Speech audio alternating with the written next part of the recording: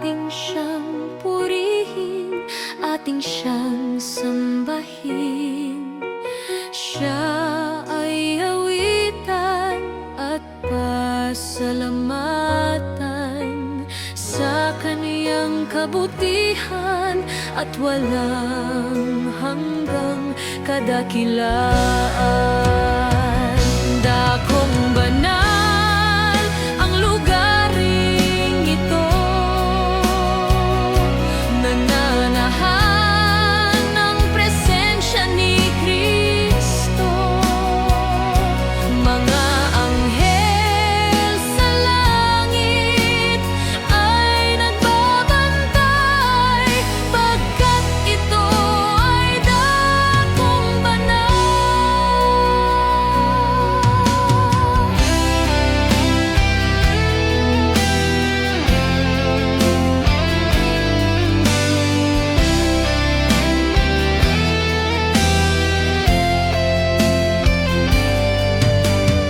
Tayo ay lumapit sa luklukan ng Diyos, sa banal niyang trono tayo ay dumulog.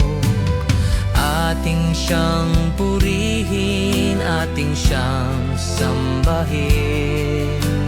Siya ay awitan at pasalamatan sa kaniyang kabutihan at walang hanggang kadakilaan.